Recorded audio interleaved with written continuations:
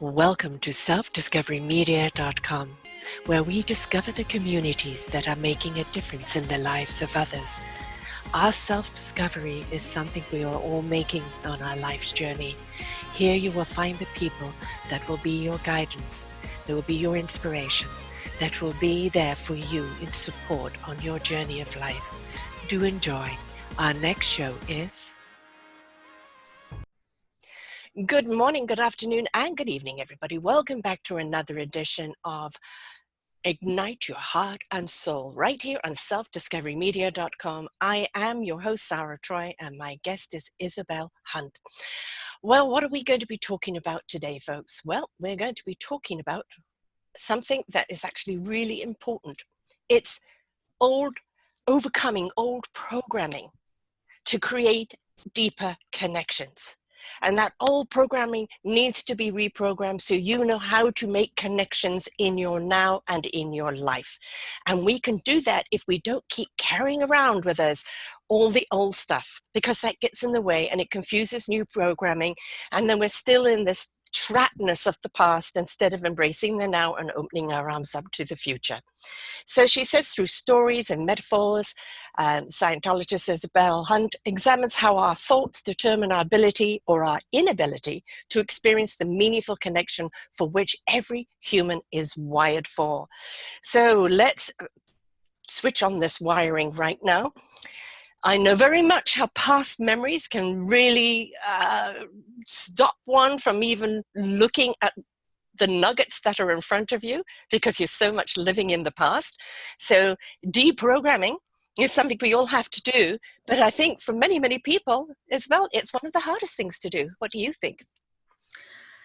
Well, first of all, thank you so much for having me. And yes, deprogramming, because it's actually interesting because I just had a call this morning with a potential client, and she heard about the documentary that I'm currently working on called The Power of Connection. And she's like, well, how do I do that? How do I know what that deprogramming is? Like, what am I experiencing? What am I supposed to do with that? And so totally, if someone hasn't studied anything in terms of meta-quantum physics or even biology, or doesn't even have much understanding of behavioral science as well as sociology and psychology, it can be really hard to grasp the idea of deep healing. Especially if you have more of an analytical brain. Yes. Then that feeling part is like almost like a little ghost there hanging over you. It's your butt, isn't it?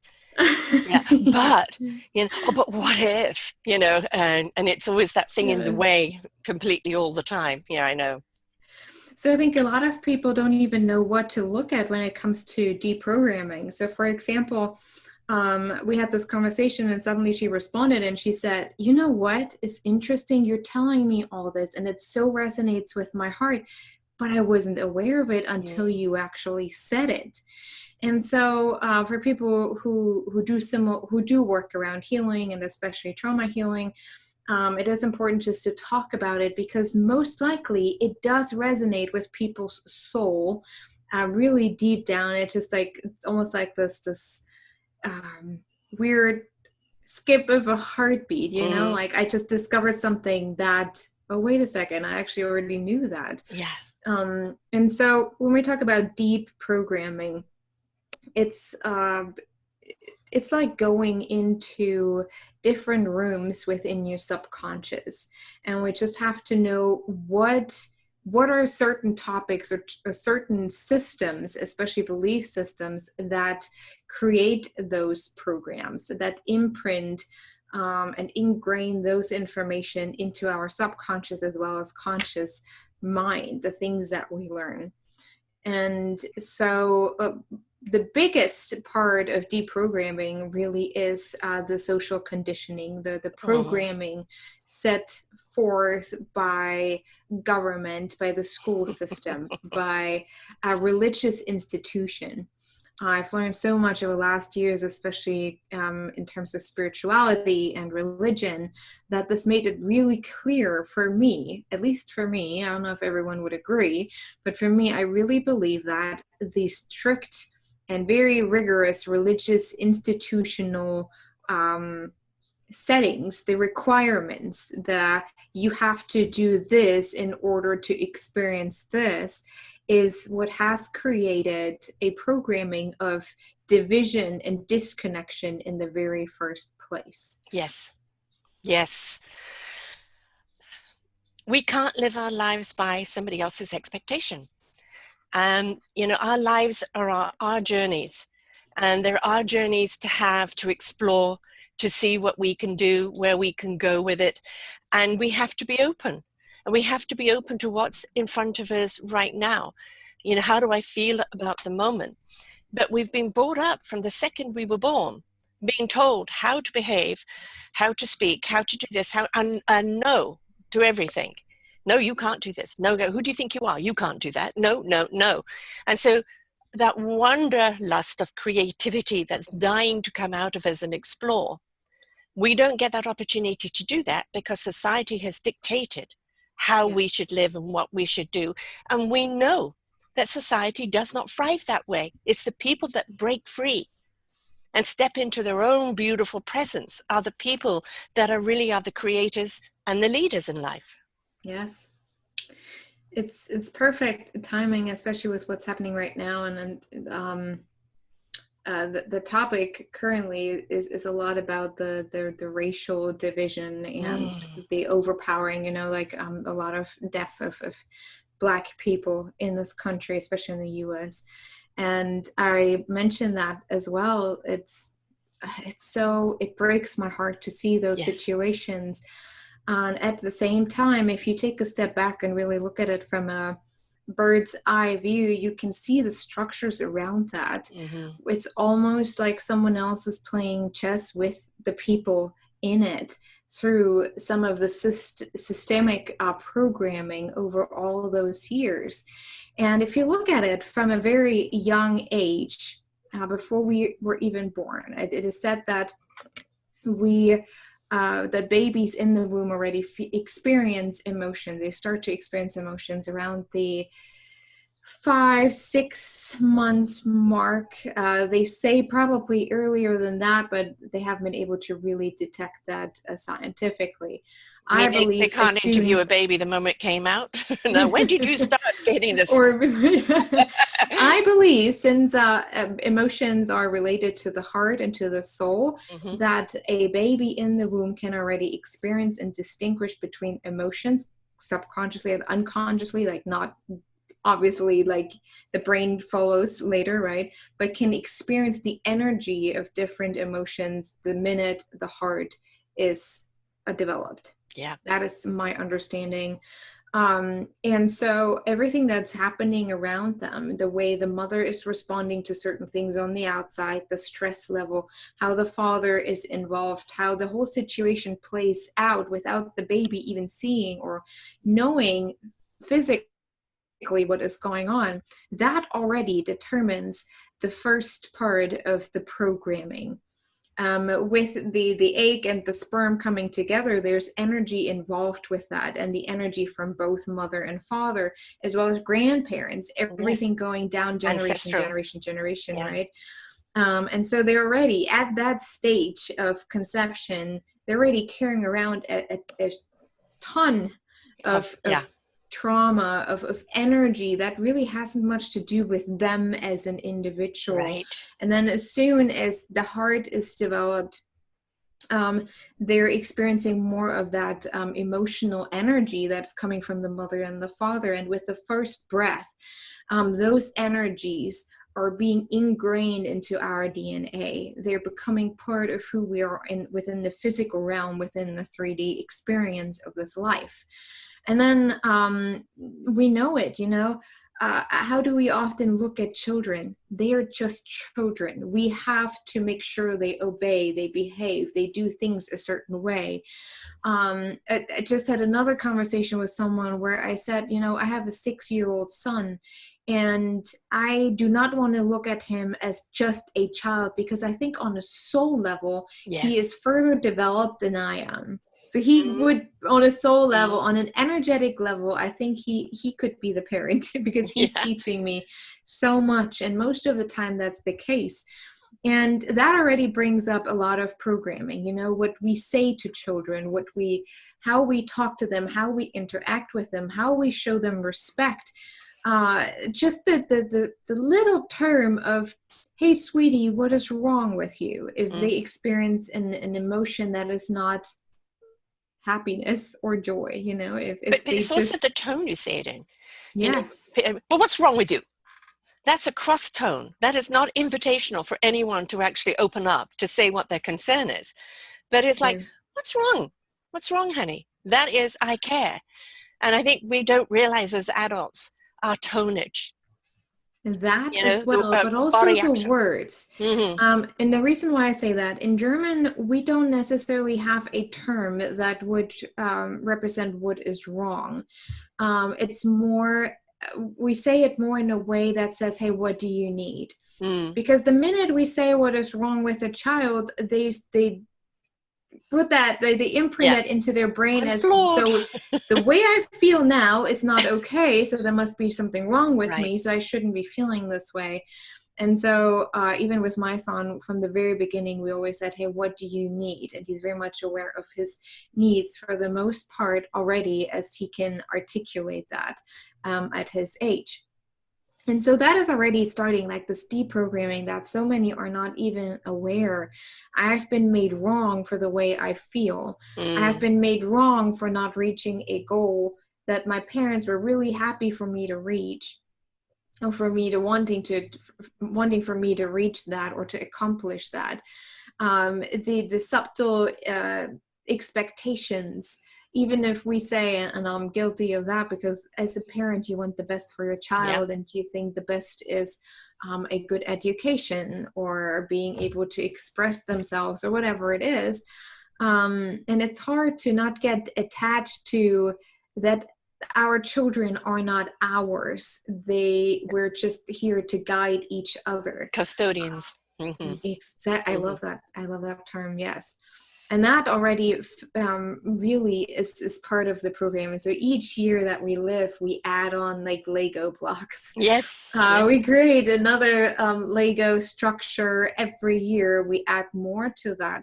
And we just live our lives. And most of it that's in the subconscious doesn't really come to the forefront, doesn't really come to the consciousness, to the awareness of everyday's life. And depending on where you grew up and how aware your parents were, that determines how we respond within a hierarchical system to other people that are different than us, that are not like us. We have already within this mindset as, oh, my parents are superior to me, I have to obey them. I'm not really worth that much at this time. I have to earn my worth to become an adult. And as soon as we become an adult, I'm like, oh, now I'm worthy of being seen, of being acknowledged. However, for all of our life, we knew that someone can only be worthy or deemed worthy if someone else is less. Yes. There's always and this, that you can't if I want to win, someone else has to lose. Otherwise, I'm not winning. Yeah. But it's also, you know, we tell them that they've got to make better choices, but we don't respect the choices that they make. You know, I mean, I have 3 children all in their 30s now, and I would say to them, okay, if you're going to walk the tightrope, make sure you've got something to fall under. If you're going to walk on the edge and test your limits, are you willing to pay the price? You know, my son skipped school one day and went on this swing thing above this ravine, lost his footing, went all the way down the embankment, woke up with his leg behind him. He'd snapped his femur in the half. That was a consequence. He pushed too far. His instincts even said to him, no, you haven't got the right footing, come off that. And somebody said to him, but my girlfriend can do it. So immediately ego stepped in, right? Yes. But that was the lesson. I pushed too far. I didn't listen to my instincts. And for me, it's always, they've fallen off that cliff quite a few times. And I was there to say, okay, what did you learn from this? You know, you're an idiot. You know that. Yeah, I am. Okay, what did you learn from this? Now let's get back up on our feet again. And we are going to fall down. And we don't need, you know, we're already hurting. We already feel embarrassed. We don't need somebody coming in persecuting you for it. It's like, well, was that smart? Okay, what are we going to do? Roll up our sleeves and let's deal with the situation. And that's making them accountable for their choices. Well, I always say to my son, did that align with your heart? Especially when it's about a mental, emotional issue or challenge, or if he treats someone else in a way that I wouldn't approve of. Yeah. I would always ask him, so did that align with your heart? Did that feel good to you? And most of the time he's like, no, that really didn't feel good. Like, I really try to explain to him the difference or make him understand. Like, often we play role. We role play. I played 2 different or 3 different scenarios through with him, and then I asked him, so which one did feel the best to you? Like, which really made you feel good? And usually it is the one that is aligned with love. And the same with consequences. Is this what you were hoping to get out of this when you do this? Is this what you really wanted to experience? Is this something that you needed to experience to learn something about yourself? We go to bed every night asking him, what did you learn about yourself today? And that has become, he's getting a little annoyed by it. Why do you always ask me this? I'm like, one day you will thank me for it, because this awareness that you have about yourself now will help you as an adult to really have an impact in the way you respond to other people. Yeah. But you know, one of the things you're talking about is, communication. And we have a hard time communicating with people, because I believe that we're always coming from this expectation. What does this person want me to be? What does this person mean to me? There's a distrust, or there's a not feeling worthy enough to be worthy to communicate with that person, to connect with them. And there are so many people, I mean, like, a brilliant show I did on narcissism. And of course, narcissism is coming from that child that never learned empathy or love or how to connect with their heart. And it's me, myself, and I at everybody's expense, and they cannot see it. But teaching children right from the word go, the petting of the cat or the dog, respect for someone else, share your toys, all of that type of thing, is teaching them that in sharing, it is caring, which leads to kindness and to love, which makes everybody feel so much better. But if we haven't been taught that, right, either it's narcissism or it's just that disconnect where you never feel worthy enough to connect with someone. Well, I don't know. I mean, why would they want to connect with me? Or I don't know how to connect with people because I don't know who I am that I'm bringing to the table. Yes. I think the growing up, and then as an adult, especially when people get to the point where they really can say, okay, I do want to do the work. I do want to dig a little deeper and understand more of the programming that's happening. A good way to start this journey, which again, it's not a cakewalk, no, and it's not, but it also doesn't have to be a journey of suffering. Like, no. I think there's 2 ways. A lot of people think the more you suffer, the more honorable it is and the more powerful your journey is, which is not true, because that's why we're divinely connected and we can ask for this divine support throughout the healing process. We're not here to suffer the whole time. We suffer as much as we want, as we choose to. Yeah, it's facing the challenges, daily challenges. And the more we resist it, the more we will suffer, because it's our soul communicating, hey, when will you learn that lesson? So I think an easy way, or not an easy way, but the best way that I have found to start out this journey is to pay attention to what feels good and what does not feel great. People who make that choice that they want to discover more about themselves already in a state of responsibility. Most of them are able to take responsibility and say, okay, what I just did wasn't really great. It wasn't really aligned with love. And to figure really out over time, okay, what are some of the programmings that I need to heal personally? What is some of the trauma that I need to heal? Is to pay attention to how do I respond to certain people? What are thoughts that come up when I see as a woman who is overweight, when I see a Black guy? Do I start to feel frightened? Do I start to tighten up, or my muscles are just really tense when I get into situations like that? Is my first thought, oh my gosh, hopefully they're not carrying a gun, or are they going to be aggressive? There was this story on the news about this woman who was walking her dog, and there was this Black guy who said, hey, would you mind putting your dog on the leash? Because apparently it was my mind. She got so freaked out that she called the police on him. Yes. And that is a horrible situation. At the She's same since time, retracted and apologized for that. Thank goodness. did she? I Yes, didn't she read did. it, but Yeah. it's actually, when you look at it from my perspective as a sociologist, it's actually a really good example of her first thought, like Yes. the programming that showed up within her. But instead of stopping herself and taking a look for a second, is that actually appropriate? Does that really, is that in the sphere of logic? Like, does it even make sense? Did he really just respond as the way I thought I heard him? That shows a lack of awareness that she showed. Instead of that awareness level, she reacted. Yes. And then she saw the consequences, and she saw that, I mean, she was called out with her entire name and address online, you know. She saw the repercussion from her actions. But we don't have to get it to the point where we see repercussion in such a horrible way as well, because again, then what happened to her creates another trauma. Right, exactly. And what happened to him just reinforced his trauma, you know, the way, well, white people can't be trusted. They would just call the police. I can't say a word. We can't speak out, you know.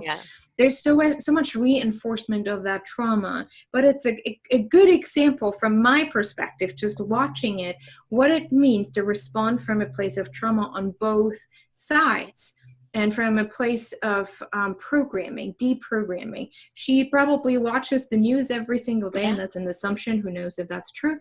But let's just pretend it's true. Seeing how most of the time it's a story that is not actually aligned or not in favor of people of different color, of different nationalities, you know.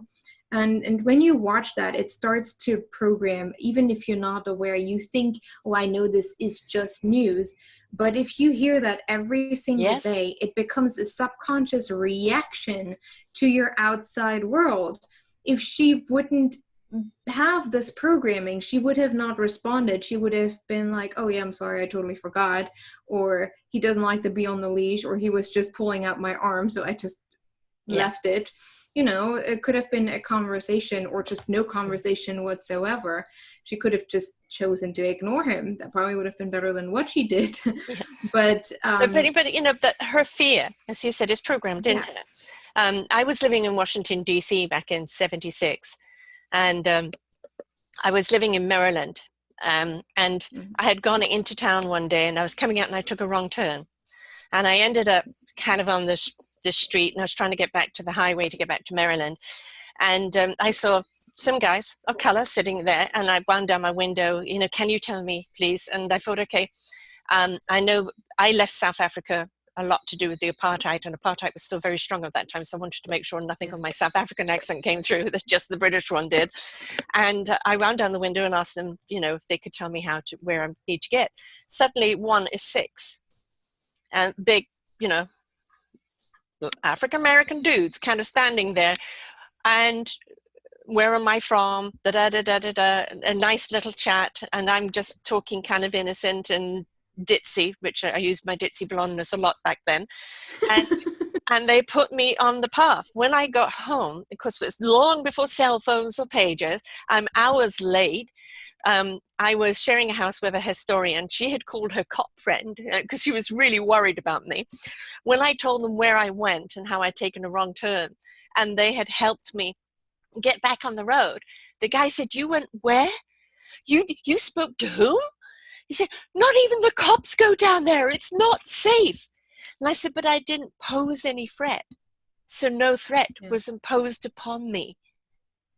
Right now, if you've got somebody who's high, or somebody who's just plain angry, or somebody really intent to commit a crime, then you know, your defenses need to go up and do whatever you need to do. This cynicism is there. It's got nothing to do with their color. It's their genetic makeup. But if for us to look at everybody, black, white, pink, polka dot, and immediately slot them in, well, that one's lazy, that one's angry, that one's this, that one's that. It's like, it's a pigment of our skin. We're all a part of the culture, and the culture needs to change. And something that we have to understand as well, there are a lot of people with very goodwill, people Yes. who say, I don't want this to continue, but then they overcompensate. It's Mm. almost like I have to almost like forcefully make sure that they know that I have broken that kind of programming. But when that happens, you know that you're actually responding within your programming. Yeah. There's still this guilt and shame connected within the matrix, like within that story that you have created. There hasn't been a resolve. When you have worked through that kind of programming, when you don't even care, like it's almost like there's my husband and there's you, and I'm making this difference in how I talk to you or how I talk to my husband. I respect you the same way I respect him, and the same way I respect my son. And that doesn't mean that we can't acknowledge, or that we have to that we can't see what is actually happening, right?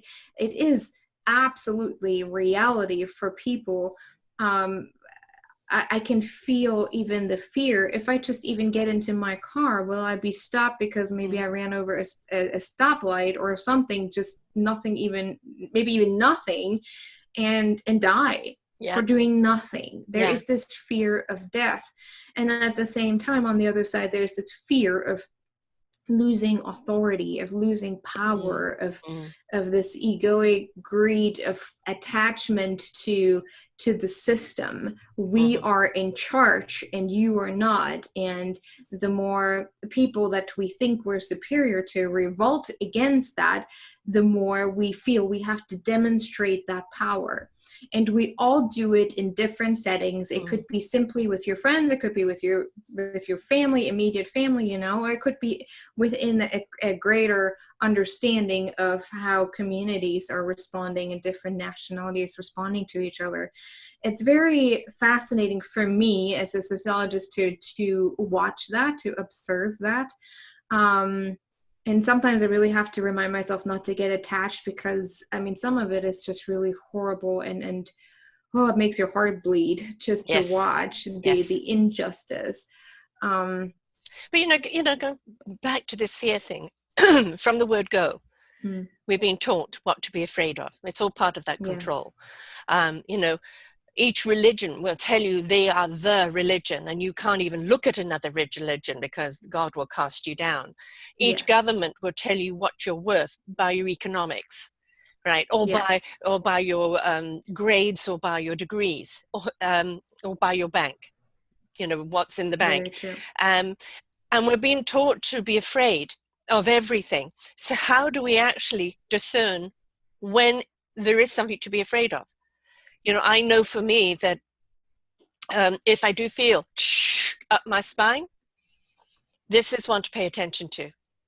I can feel it. That's something saying there's something out there, or there's something in this person, and I can sense it. Don't know what it is, but I'm on guard. But if you're in a fear state all the time because you're being controlled, how do you know? As you say, it's just programming. You're black, I'm meant to be afraid of you. Right? You're Arab, you're meant to be afraid of you. You're Iraqi, Syrian, I'm meant to be afraid of you. Right? So that's the programming. That's got nothing to do with instinctual fear. That is taught fear.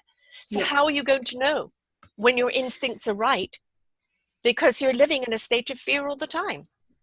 If you're constantly living in a state of fear, it's like muscle memory. Your entire body, nervous system is remembering every single day to exactly respond chemically as well as mentally, emotionally, and physically to that perceived fear. I noticed when someone is not in a place where they can acknowledge that fear, you can get to them. They don't even know. They will give you all kind of excuses why this is not true, why they're very much aware. If you find yourself and you watch, or someone tells you that you're always trying to justify everything that you do, or if someone respectfully calls something out, like, hey, have you noticed this? Or you keep saying this, and I don't think this is great. If you always feel you are responding in a defensive way, that's when you know you are responding from a constant state of fear. Yeah. But again, if you're so wrapped up in it, you will not notice that. It's the same if Yeah. people is always justifying that someone doesn't love them. This person can say however often they want that they love them. The people can't hear it. That person wouldn't be able to recognize this, to hear even the words, even though they desperately want to hear it. But they can't hear that because they don't have love of self. How do you know That's- what love is? How do you invite that same vibration of love back from someone else if we don't have it for ourselves, if we don't have self-respect, if we don't have self-value, if we don't have a meaningful purpose? We are constantly in seeking or trying to validate ourselves. And, you know, for a long time, I was the people's person. I'd be whatever they wanted me to be. And then I would feel my own spiritual presence going, what the hell are you doing, Sarah? This is costing you. Yeah. Look, you're bending backwards, your spine is hurting to please these people, for them to like you. They either like you or they don't like you for who you are. That you're never going to please them if you have to be something else for them. Yes. And it's just, it's very interesting, the power dynamics that play out when we start to evolve. And I think a lot of people may even be aware that there's some programming that they understand, maybe even to where to look, or that things don't feel right. But what keeps them often in that place of awareness or non-awareness is the fear around what would be next for me. Would people in my life suddenly leave that I don't want them to leave? I experienced that with my spiritual journey. I've been married for over 10 years, or 10 years now.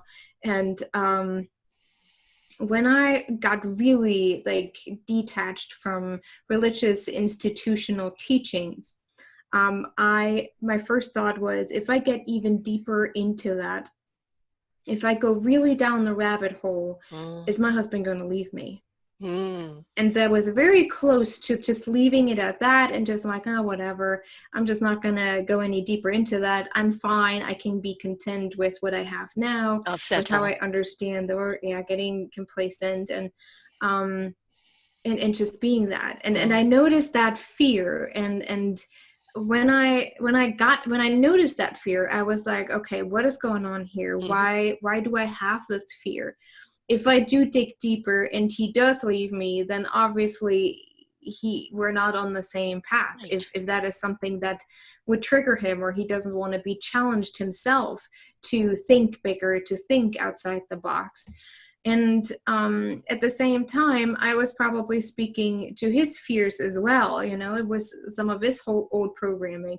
But the deeper I dug, especially in the realm of spirituality and really understanding the divine oneness, the more he was like, yeah, that really does speak to my heart, and this does really resonate.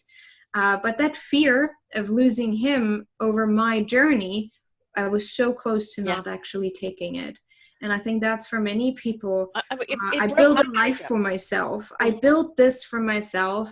If I were to just tear down the walls of everything I've known, of all that old programming, would I be able to recreate something new? Would I be able to recreate a new castle, a subconscious castle within myself, beautiful, that is aligned with divine love, that is aligned with kindness and connection, within the same physical area, you know, like the same physical, like the people that are in it, like your husband or your wife or your children, you know, if that's possible. And I always told myself that we're on this journey for a reason. I have them in my life for a reason. So if this is where my path is taking me and where my soul is leading me, then this is also happening for a reason.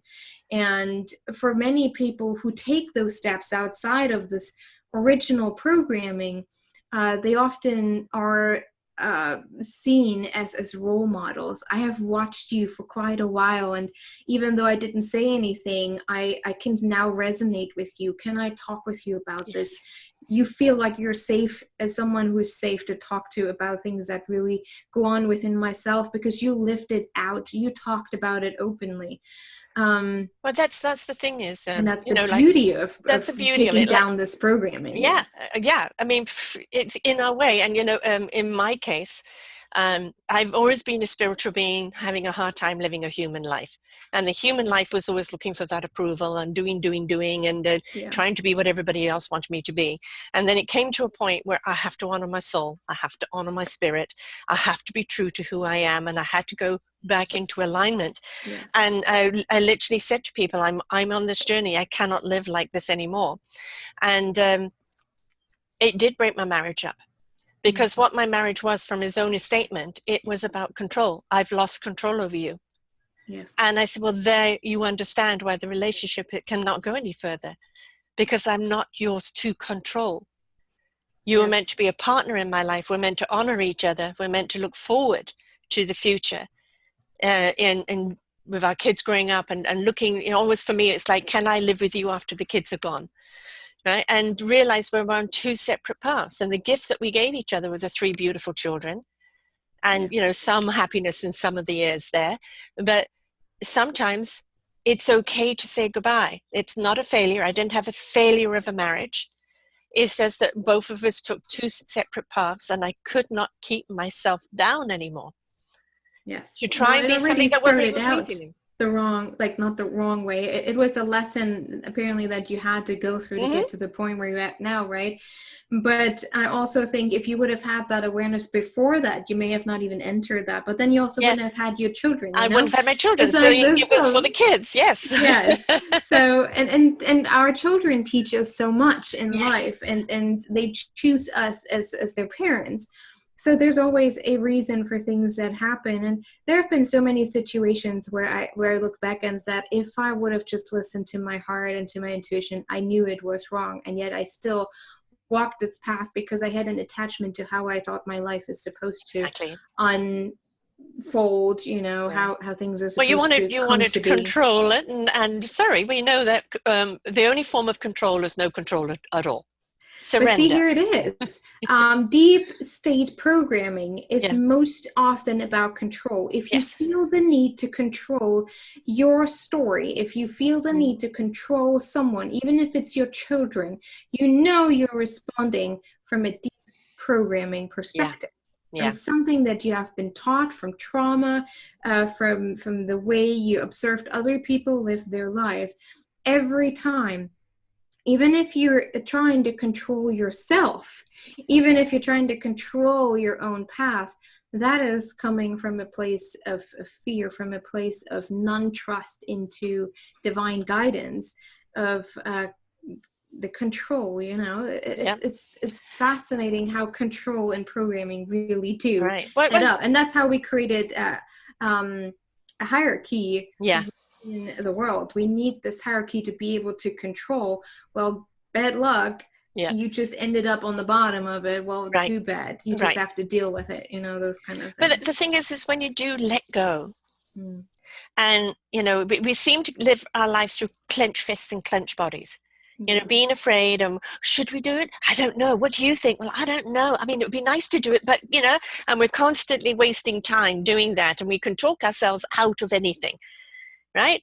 But if we took the deep breath, allowed the oxygen to go right through the body, to be calm and go, I allow, take me, move my first foot. Where am I going? It's magic. I surrender. It is magic. And the thing is, it's like what you're doing in deprogramming people is showing them how to listen to their own internal heart, spirit, and soul guidance, right? That's not control, because everything is free will. But it's the knowledge that we take with us. So, you know, coaches, counselors, people that are there to guide people, it's all about the knowledge that you give them to put in their backpack to take on their own journey.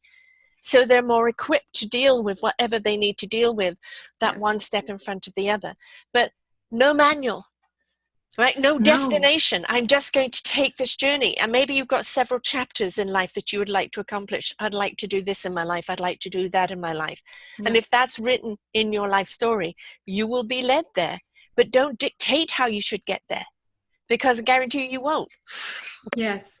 And deprogramming really is also connected to emotional awareness. We have been taught that we have to experience a certain way of emotion. Like if this shows up, symptoms or how your body responds, this is the emotion connected to this. And eventually I sat down and I said, well, does that even make sense? If everything is energy and our body responds emotionally to certain situation, does that mean we all had the same past experiences, therefore we have the same emotional reactions to things? Yeah. And they show up in the same way. And what I've noticed is that the best way and the most powerful way to deprogram some of this old stuff within your subconscious is to become aware of your emotional reactions, of their emotions and their messages, and really understanding your emotions as friends. In our documentary, we call them the guardians of your soul, and we created avatars to make it visual for people that they can be your friends. You can literally envision anger in front of you as, I don't know, maybe your favorite animal or a person, whatever you want that resonates with you, and have those conversations. What am I missing? What am I responding to? What am I reacting to? And we can always ask the divine for clear answers to show us through pictures, depending on how you learn best and how you take in information. And that's something you have to be aware of, how you learn best. If it's maybe through words by others or something that you see online or that you see in nature. For me, it's pictures. I need pictures for me to understand a certain message. And I ask for those. I ask very clearly, please God, show me clearly in pictures the message that this emotional reaction is trying to teach me, trying to convey to me.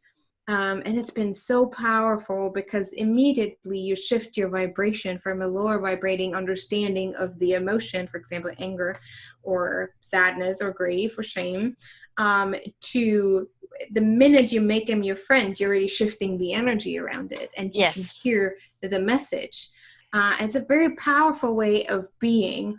And eventually your brain will respond to that as well and no longer be in that constant fear state of things, but more in this observant state where you can watch, where you become aware, where you don't have to react right away to things.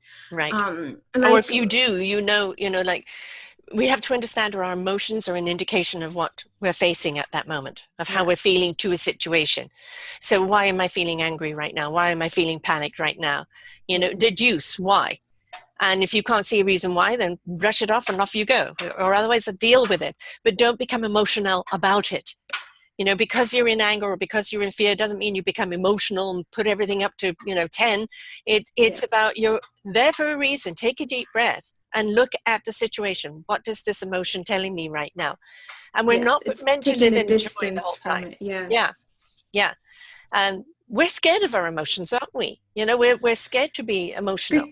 Because, okay, so why I think we're scared of them is because everything that we experience today, all of the division, started with the thinking that we are separated from a divine love, from the divine light, from everything that is, right? That created that disconnection. And emotions are very spiritual gifts. Yes. They're incredibly spiritual gifts that connect us to our soul. Like I state, the guardians of our soul. But if we are still in shame and guilt of deep down the separation from the divine, always trying to prove that we're on the right way, the proof of that we are good people, the proof, anytime you want to prove something, that adds to that fear. So if we're somehow afraid of the acknowledgement of oneness with the divine, we're automatically also afraid of the emotions that would lead us to that reconnecting to the divine. Does that make sense? Yeah. I mean, we're afraid of the unknown, right? And stepping into your soul, heart, and spirit is an unknown thing until you've learned to connect with them. So many people just use from the head up. And this is data, this is information. And that information will always have a question to it. Yes, but what if, but yeah, but this, but that. Sit on your butt, Let your soul ignite. Let it resonate with your heart and truth, and let it speak to your spirit and action, and your mind will know what it needs to know when it needs to know it. But if we don't trust that intellect of the soul, heart, and spirit, we're only getting one cylinder of information.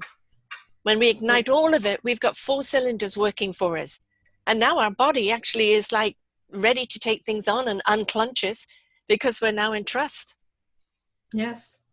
And if anyone is really afraid of the unknown, I think it's the awareness of that no matter what we do in life, the ultimate goal is just being, like literally sitting in this beautiful light of love.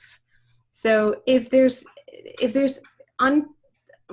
no clarity in between where you're at in that state, at least you know where you're going. Yes. And I think if we could switch on our adventurism, our exploring side, the curiosity, and go, oh, I wonder what's down this road. Let's go and suss it out. And you may go down that road again, this is not for me. I'm going to divert off and go on to a different road. But if you're not willing to be adventurous, to step into the creativity of life and explore it, that you are denying your own life's journey. Yes. I mean, even Jesus told us, he said, be like the children. Yeah.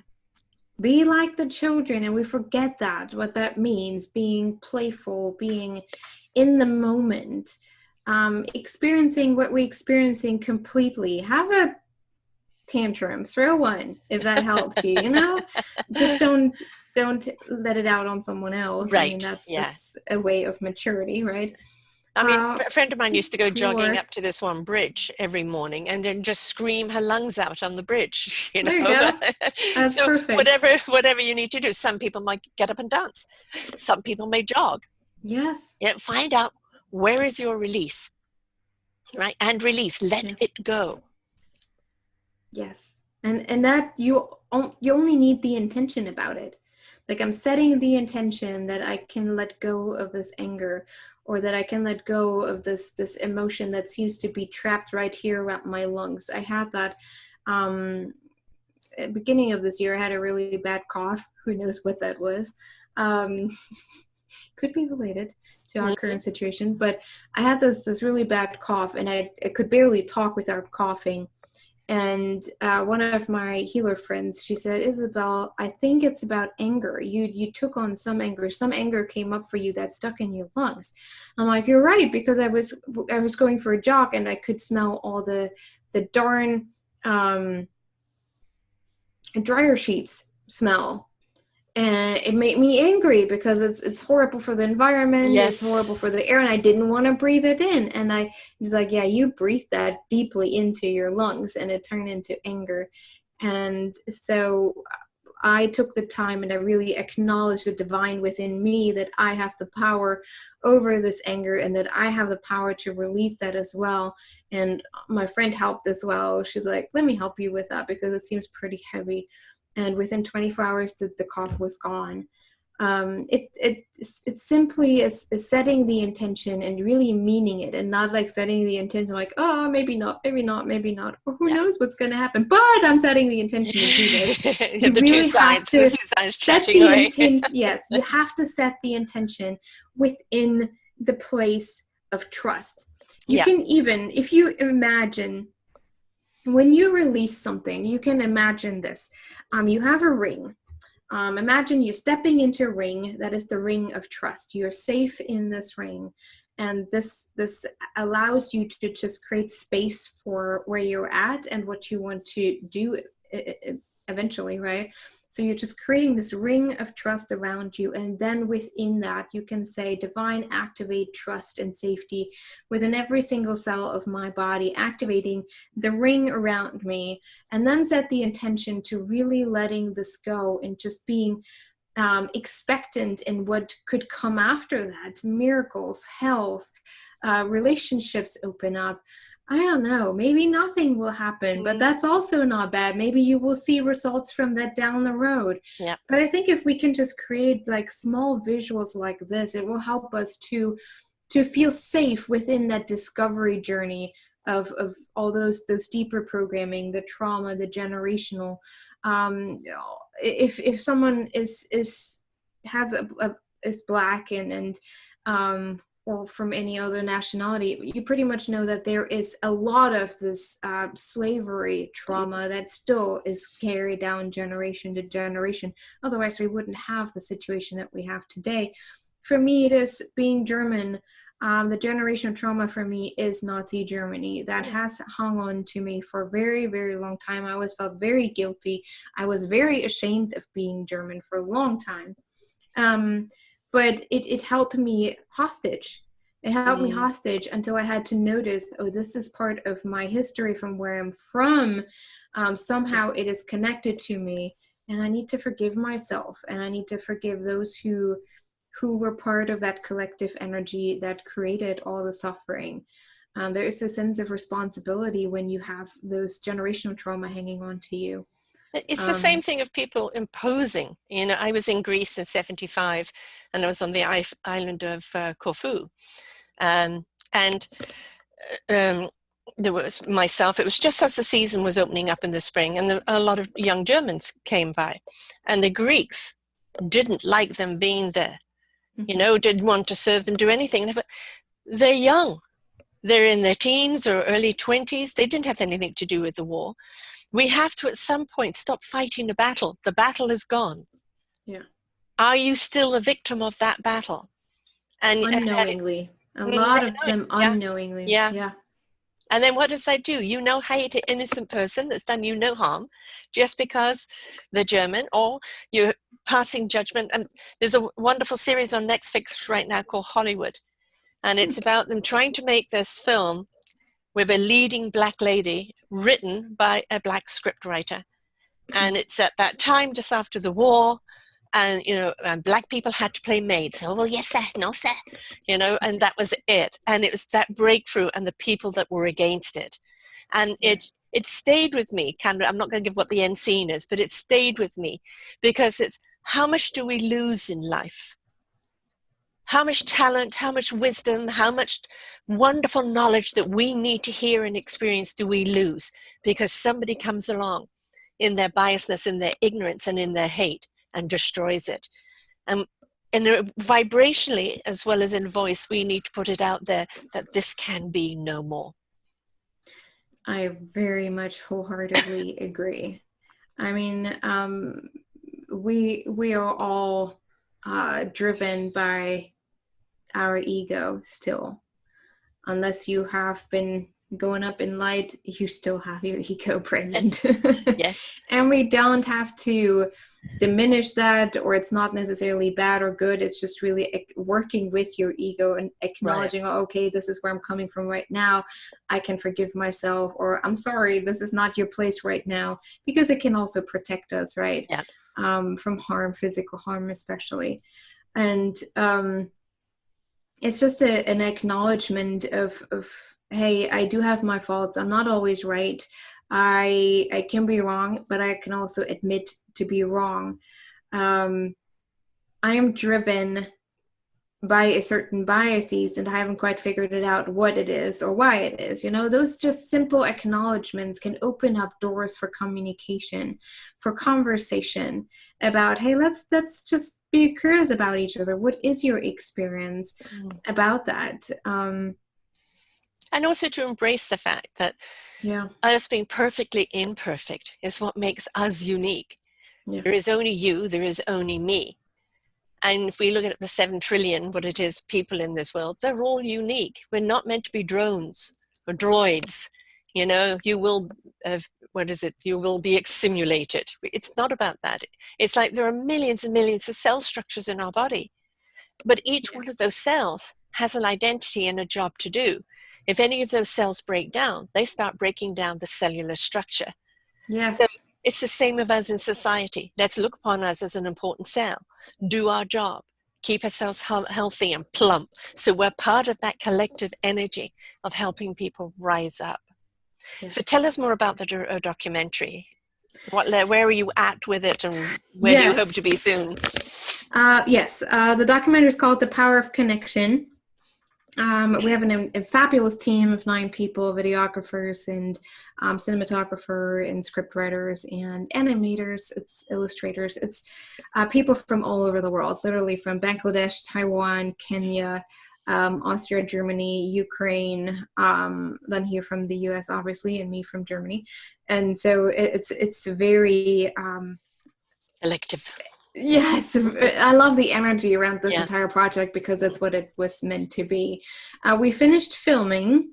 We're starting out with telling a story that I have experienced, and from that story, we're stepping into our subconscious. We do open different doors within our subconscious to explore more of that, asking questions, asking the deeper questions, and opening up conversation in the process, but also talking about this, how spirituality has a place within this discovery, and how religion has kept us from even connecting on such a deep level as the soul, because people who are very connected to their soul cannot be manipulated, or barely manipulated, or not as easily manipulated as people who are not aware. And people who have power, who are at the top of a hierarchy of an authoritarian system, don't want people to have power.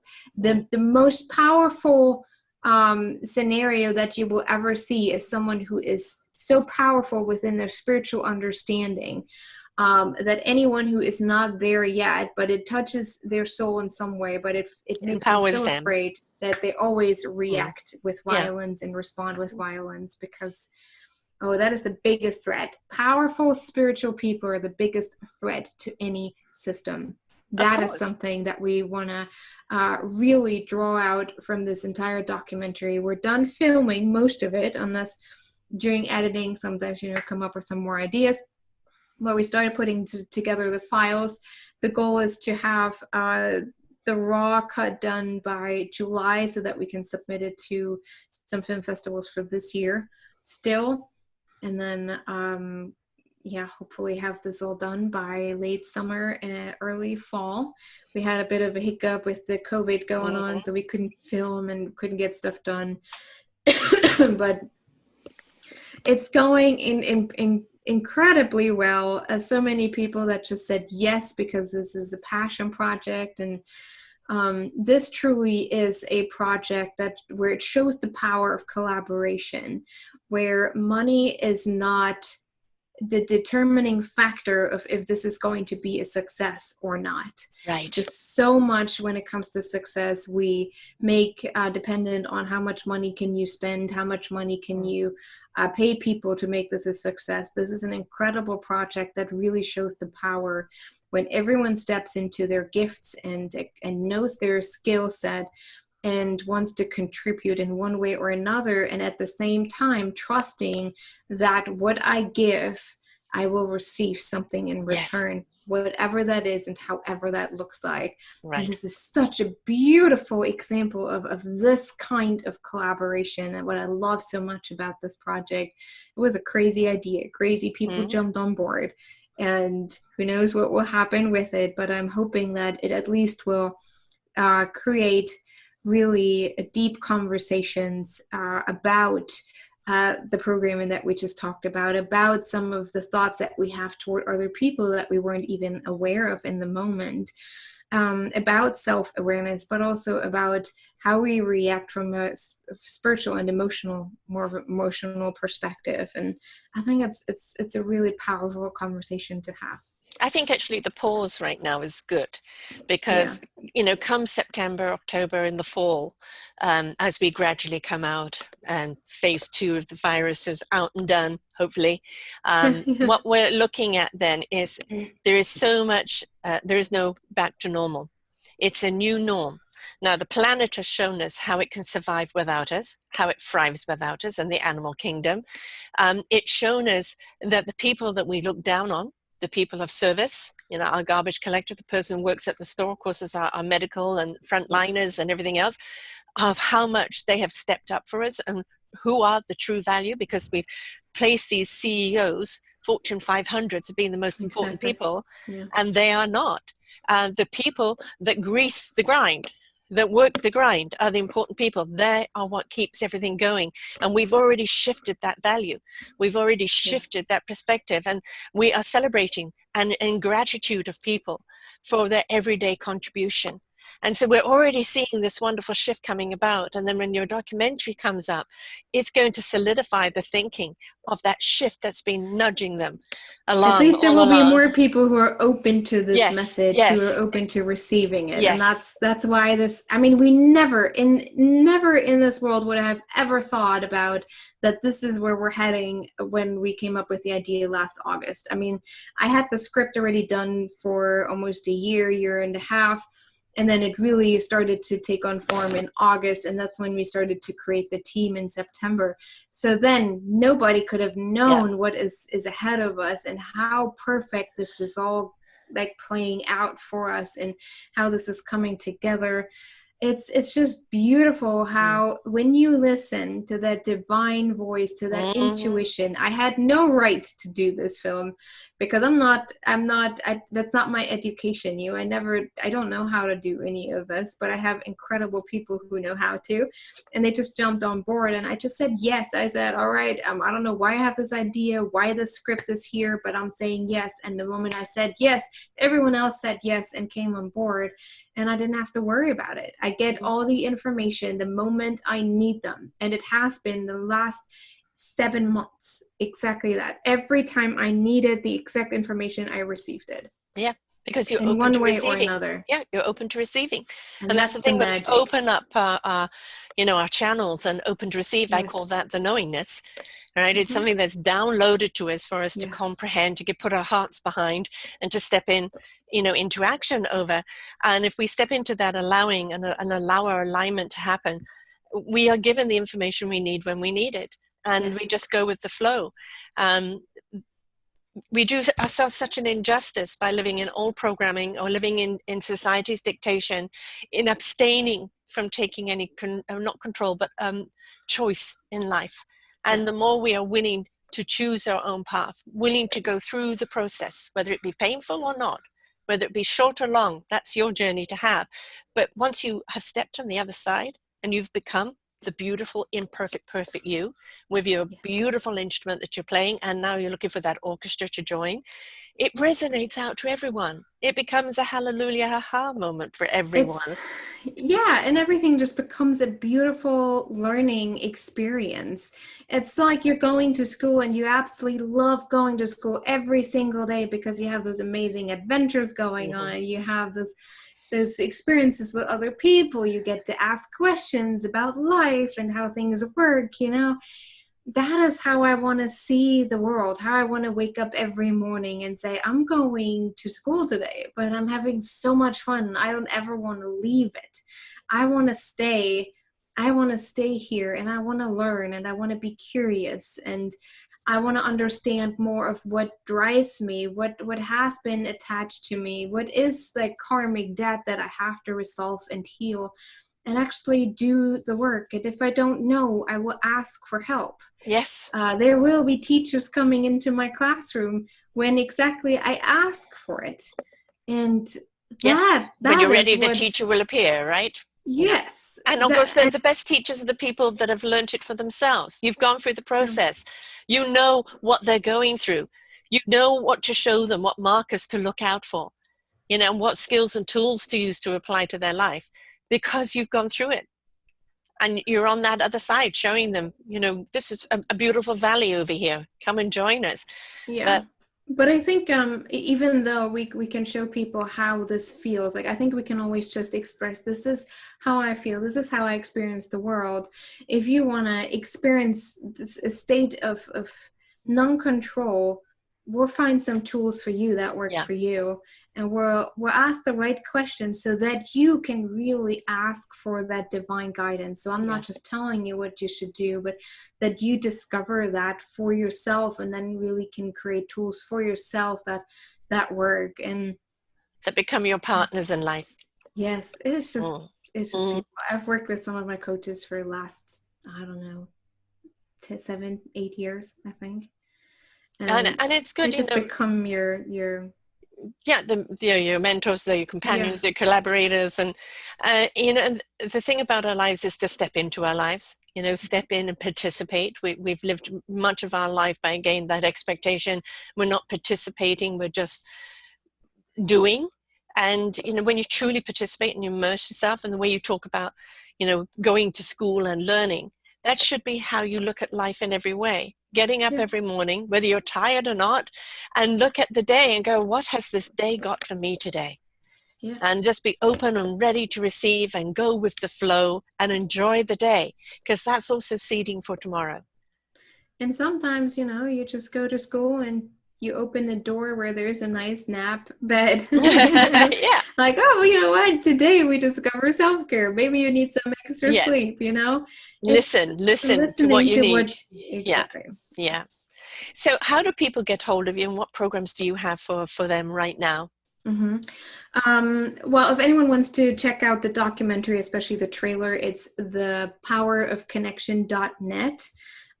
We have the team up, and we have the description of what it is about, the synopsis, and then the trailer up, which is awesome.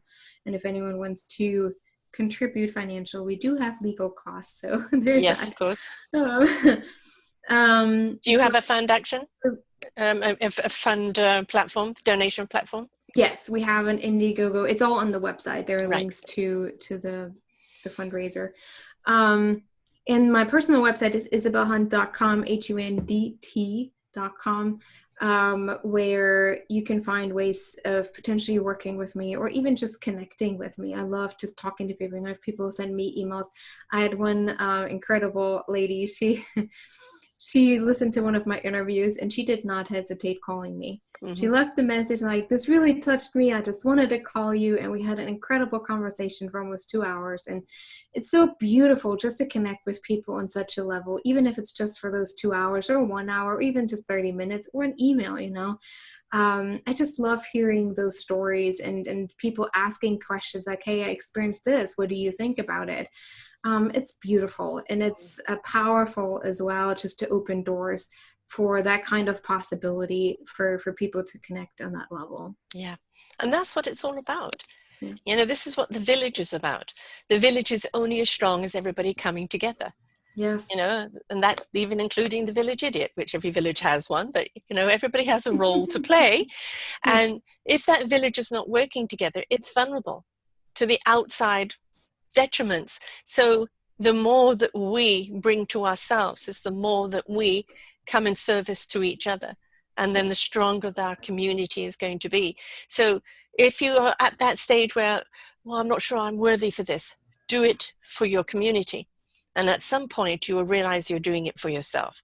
But just participate in your own life. Be willing to open up, be willing to let go, be willing to download what you need to know. Don't dictate it.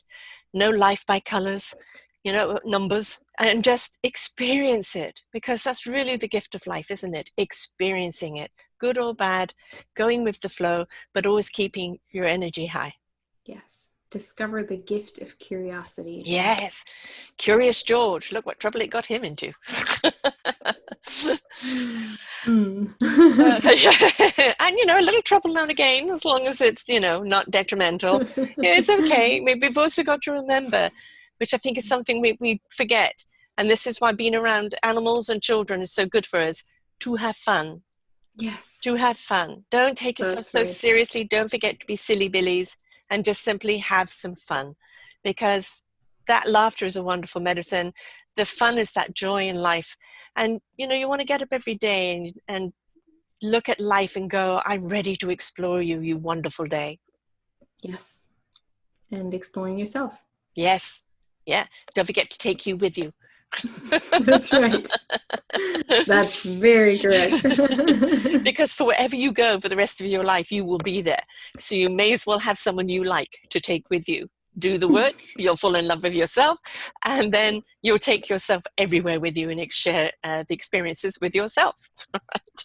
I very much agree. I couldn't have said it any better.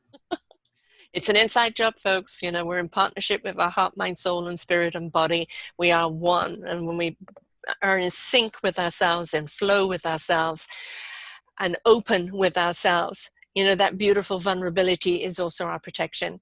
And we are just always guided, a lovely ball of energy around us, and we're guided forward. It doesn't mean that you aren't going to come across things that are unpleasant, but it means you're going to have the energy, the knowledge, the wisdom, and the heart to deal with it and not let it cripple you.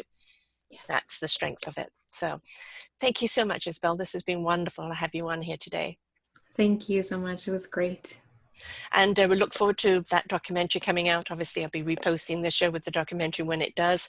I think it's something that everybody needs to see, even if you think, you know, I've done the work. You know, there's always something to learn. Like out of a podcast, there might be just one thing that becomes your aha moment. Yeah. Same with the documentary, there'll be something that will sit with you. So when it does come out, let's all go and see it. And if you want to support it right now, because everything does cost that thing called money. You know, you're very enriched and very abundant, but unfortunately there's some people that only take cash. So, you know, Very true. and so get out there and support them, and let's get this documentary out there, because it is needed right now. It's needed forever, but it's especially needed right now. So thanks, Isabel. Thank you. And to everyone else out there, remember, caring, kindness, and love starts with you. When it's within you, it exudes from you, and others receive it in the same light and energy. Until next time, bye for now. We hope you enjoyed the show. We look forward to bringing you more shows. Please go to selfdiscoverymedia.com/shows, and you will see the incredible lineup of genres and shows that we have for you. We are here to make a difference in your life. Thank you for listening.